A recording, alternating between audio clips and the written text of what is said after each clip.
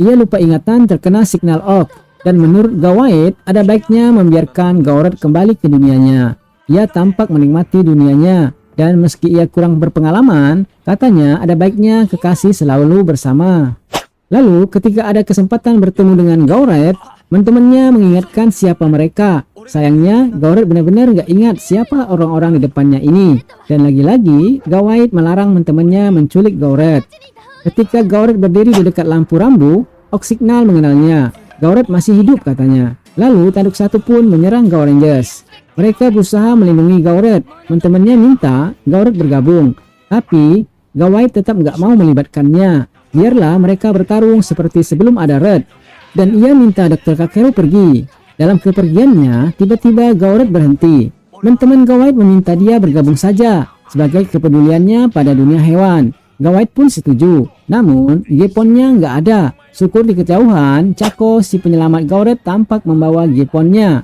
Akhirnya, meski masih dengan lupa ingatan, Gawret meminta diajarkan cara akses.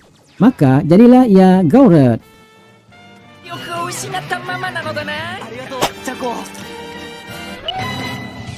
Oleh sebab ia nggak tahu menggunakan senjata gabungan, maka Gawret langsung menerjang Oksignal.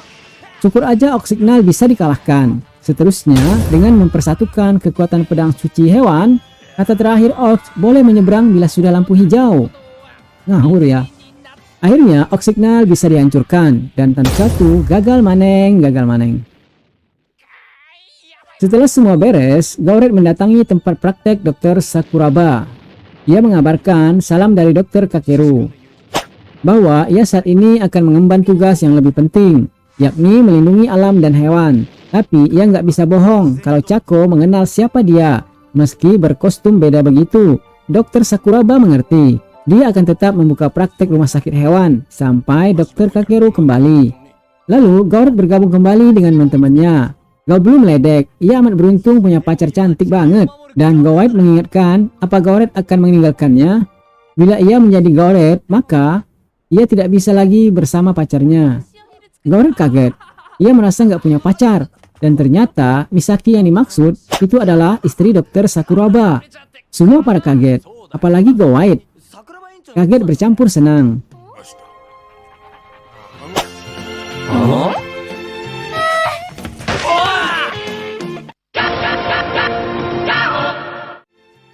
Begitulah adanya Gao Rangers. Ketika mereka dapat berbicara dengan kekasih mereka, mereka akan terus bertarung dengan pahit melawan Orcs. Cerita masih di Tokyo Metropolis, tepatnya di distrik Oyado. Tidak nampak adanya gangguan Orcs, jadi tidak ada petunjuk dari power animal baru. Ini adalah hari yang damai, yang memberi mereka istirahat dari permasalahan. Tetom asik dengan penyelidikan hewan barunya. Gao White dan Gao Blue mempertebal ilmu bela diri. Gao Red dan Gao Black jalan-jalan sambil shopping. Juga Gao Yellow. Lalu secara nggak sengaja, ia menemukan dua bocil keluar dari balai polis lewat jalan nggak wajar. Kemudian muncul lelaki berpakaian rapi, seperti mencari dua bocil ini. Gao Yellow menyuruh mereka pergi, dan ia pun hendak menyelinap. Namun ketahuan kalau dia adalah Gaku. Ketahuan sekarang, nama aslinya Gaku. Sedangkan Pak Direktur itu pamannya. Ketahuan juga, cita-cita aslinya pengen jadi pilot. Tapi nasib berkata lain. Pindah ke taman kota, tiba-tiba saja sesuatu terjadi. Ada yang menyebar signal aneh. Sehingga, semua orang yang menggunakan handphone merasa telinga mereka sakit. Dikatakan beberapa orang yang jadi korban, ada suara aneh dari ponsel mereka. Gao Yellow juga merasakannya. Tak lama kemudian, muncul Oak ponsel. Mengambil semua ponsel, dan ia juga tertarik dengan Gippon milik Gao Yellow. Tentu Gao Yellow nggak akan melepaskan Gippon itu. Terjadi perebutan Gippon. Namun, dengan kekuatan gelombang elektromagnetik, Gao Yellow kembali sebagai manusia biasa. Syukur ia bisa melarikan diri. Seharusnya, dengan kekuatannya, Ok Ponsel bisa mengalahkan Gao Yellow. Itu kata tanduk satu. Mereka datang memujuk Ok Ponsel. Sayangnya, dia hanya ingin mengambil ponsel emas itu saja. Kalau dia bisa mengalahkan Gao Rangers, mereka akan memberi Ok Ponsel lebih dari Gippon emas itu. Ok Ponsel setuju. Gao Yellow nggak bisa mengirim pesan pada teman-temannya. Hal ini dikarenakan Ok Ponsel telah memblokir sinyal di daerah itu dengan gelombang elektromagnetiknya. Malangnya, tiba-tiba dua bocil yang tadi muncul lagi di saat Gaoyilo bersembunyi menghindar kejaran Orges. Mau tak mau, ia harus mengusir Orgetes. Pertarungan hanya sebentar saja, Gaoyilo kalah. Namun, di saat begini, lalu kedua bocil menyatukan tangan mereka, dan hasilnya luar biasa. Mereka bisa membinasakan Orgetes. Pindah ke suatu tempat, di sana Gaoyilo telah diselamatkan dua bocil kembar. Dan dalam mimpinya, ia bertemu dengan si kembar dan minta diambilkan dua bunga dalam jurang. Ketika ia siuman, Gaoyilo mendapati si kembar di depannya. Ia pun berterima kasih telah ditolong si kembar. Untuk itu, Gaoyilo ingat janjinya akan mengambil dua kuntum bunga tadi. Tempatnya ada di dalam balai polis. Pantas saja, tadinya mereka lari dari sana. Setelah mengelabui petugas, mereka masuk ke dalam balai polis. Dengan susah payah, Gaoyilo janji akan mendapatkan dua kuntum bunga yang dimaksud. Syukurnya, bisa terjatuh, sinyal magnetik sudah nggak ngaruh. Akhirnya, ia bisa akses. Sambil terbang, Gaoyilo menyambar bunga-bunga itu. Kemudian diberikan pada si kembar, dan si kembar memberinya dua buah biji. Gaoyilo nggak ngerti biji apa, pokoknya dia bawa saja. Dan pada saat teman-temannya terdesak oleh serangan Ox Ponsel, Gaoyilo datang menerjang. Dengan bersatunya Go Rangers, kekuatan mereka semakin bertambah.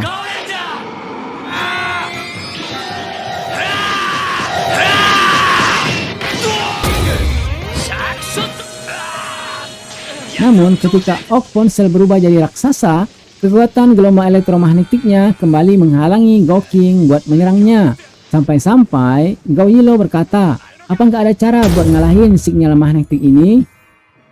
Sambil menghentakkan tangannya, tiba-tiba biji pemberian si kembar berubah menjadi permata beruang. Mungkin ini yang dimaksud beruang gesit bakal muncul. Dari kejauhan, tampak si kembar berusaha mencapai lantai atas gedung. Setibanya di sana, mereka lalu menyatukan dua bunga dan membuat semua takjub. Sinar kuning memberkas, lalu kedua kembar tadi berubah menjadi dua beruang. Mereka inilah yang dimaksud beruang gesit. Tetom baru paham. Si kembarlah yang dimaksud beruang gesit sekutu bagi Go Rangers, Go Bear, dan Go Polar. Tetom amat kagum dengan sekutu baru ini. Serangan pertamanya bikin Ox Ponsel ketar-ketir. Serangan panas dan dingin. Serangan kedua, mereka membentuk gulungan. Kekalahan Ponsel Ox merupakan peluang bagi Go Rangers buat menghancurkannya. Gaoyilo memberikan permata beruang pada Go White dan Go Blue. Perubahan bentuk pun terjadi. Kedua beruang gesit menyatu pada Gouking, membentuk senjata baru. Maka hasil yang dikeluarkan sangat dahsyat. Gelombang elektromagnetik Ox Ponsel pun nggak berfungsi lagi. Kalau sudah begini, ayo. Terakhir, dengan kekuatan es dan api, Ox Ponsel hanya menyisakan kata-kata di luar jangkauan.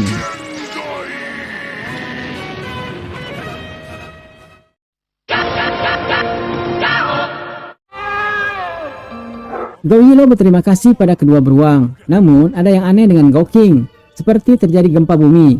Ini adalah cara perpisahan beruang gesit dengan Gouking. Meski ia mendapat sekutu yang kuat, namun Gouking menjadi sakit. Gowrat mengkhawatirkan Go Lion yang tiba-tiba sakit. Jadi dia berkunjung ke Pulau Langit. Dia coba merasakan keluhan Go Lion. Dia benar-benar sakit. Si kembar beruang gesit ikut pula prihatin. Dan kejadian ini merupakan momen bagus buat Orcs. Mereka akan membalas atas kematian teman mereka, di mana Gouking tak lagi kuat. Aduk satu janji akan menyelesaikan misi ini, dan Guru Suten berharap ia nggak dikecewakan lagi. Gowrat bertanya pada Tetom, apakah ada cara menyembuhkan Go Lion? Menurut Tetom ada, yakni obat yang disebut Radian Jamur. Tapi obat itu harus ditemukan dahulu, yakni di hutan suci. Lantas Gowrat pun pergi dengan terburu-buru. Sementara itu di kota Yuhigauka, kota baru, hutan suci telah berubah. 10 tahun yang lalu hutan ditebang, jadi kota baru. Namun Gowrat yakin jamur itu masih ada di sini.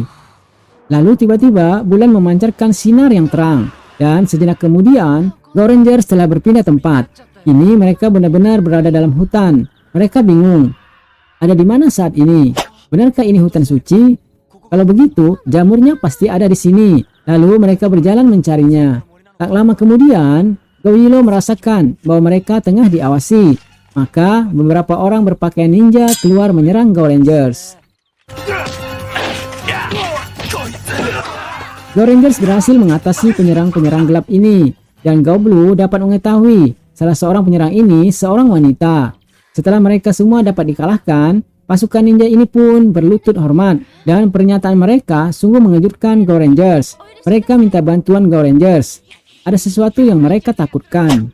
Go Rangers dibawa menemui ketua mereka, dan dia mengaku penjaga hutan suci. Kalau begitu, hutan ini beneran hutan suci. Hanya saja, menurut cucu kakek ketua, hutan ini sekarang ada hantunya. Bila hutan ditebang, maka akan terjadi bencana. Sedangkan di sana ada raksasa yang hobi menebang hutan. Orc berbaju besi. Go Blue janji pada cucu kakek ketua akan membasmi hama-hama itu. Ia pun berterima kasih, dan ia yakin dengan kekuatan yang mereka miliki, mampu menangkap raksasa penebang pohon itu. Sementara itu, Tanduk 1 secara nggak sengaja berjumpa dengan Orc Bulldozer. Hobinya menebang hutan, dan dia nggak tahu kenapa ketika bangun telah berada di hutan ini. Hal ini kebetulan banget, Tanduk 1 akan memanfaatkan Orc Bulldozer. Di suatu pagi, Go Blue menemui Kyo. Ia tengah menyisir rambutnya. Mereka pun berkenalan. Teman-temannya ngeledek. Dia udah nggak tahan ngejomblo. Go Blue cerita, mereka kesini mencari jamur bercahaya. Kata Kyo, jamur itu ada di utara hutan ini. Go Rangers akan ke sana. Namun sebelum mereka pergi, tiba-tiba terdengar suara keras kembali. Sepertinya suara pohon tumbang. Ini pasti ulah orak raksasa itu. Go Rangers langsung menyongsong ke tempat orcs pengrusak hutan itu. Di sana, Go Rangers mendapati Tanduk 1 telah lama menanti mereka, Joshua dan Yabaiba. Maka Go Rangers pun langsung membentuk formasi Go Rangers. Semua kejadian ini membuat kagum penghuni hutan suci. Mereka memang orang-orang hebat. Yo tak sengaja berkata, "Oh, Tengu sama," dan memberi hormat. Go Rangers bingung. Mereka bukan Oh Tengu sama, semisal pengawal surgawi. Kalau begitu, Orcs yang akan meremukkan Great Tengu ini. Maka Orc Bulldozer hadir dengan tiba-tiba. Go Rangers tentu kaget.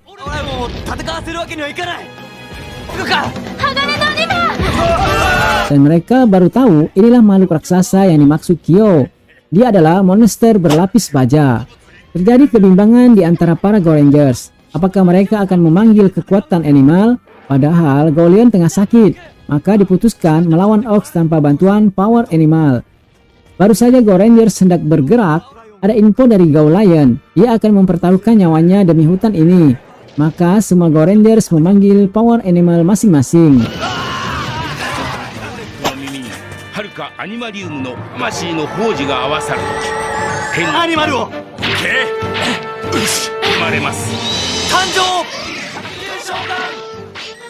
Kyo dan kawan-kawan menyaksikan gimana dua makhluk raksasa saling berhadapan.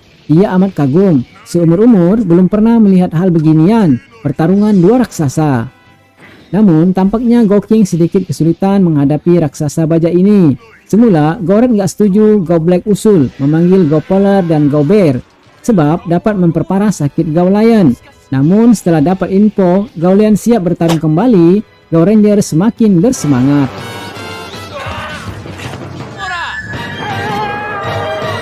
Pertarungan belum berakhir. Orc Bulldozer amat sulit dikalahkan. Bahkan ia bisa mendesak Go King kembali pada posisi Power Animal biasa. Gaulion amat payah.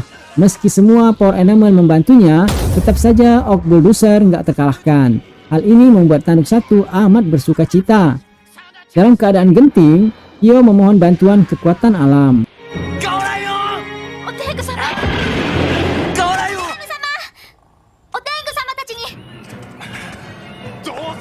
Lalu dari tetesan air matanya yang jatuh menjadi sebekas sinar, dan sinar itu berada pula di tangan Go Red, yang kemudian berubah menjadi permata Gao. Ia adalah Gao Gorilla. Ini adalah permata ke-10.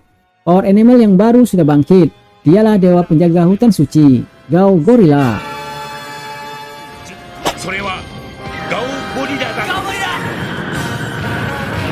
Hebat banget Gao Gorilla. Bahkan dengan senjata buah pisang, Orc Bulldozer dibikin merana. Dengan hadirnya Gao Gorilla, Go Lion bisa cuti sejenak. Kemudian Power Animal baru bersatu dengan hati mereka. Dan kini Raja Raksasa baru telah lahir, Go Red sebagai pemandu Gorilla. Dan tandem si kembar beruang gesit sepertinya amat serasi. Dengan tandem baru ini, jadilah ia Gao Muscle. Ia amat kuat. Serangan Orc Bulldozer terpental. Senjatanya tidak mempan, dan akhirnya Orc Bulldozer menemui ajalnya.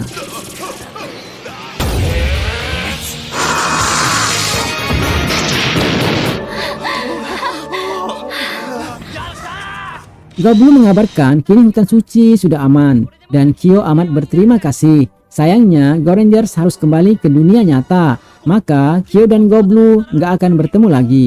Sedangkan jamur yang dicari belum didapat, mereka jadi lupa. Sewaktu Goblu berjalan, nggak sengaja ia melihat kuil mini seperti yang dulu diperlihatkan Kyo.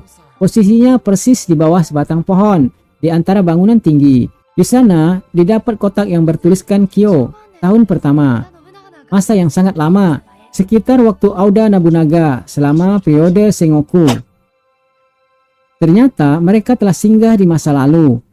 Kemudian dari kotak tadi terdapat sapu tangan Kyo. Ini adalah kenang-kenangan dari Kyo, dan ketika dilihat isinya, ternyata jamur yang mereka cari.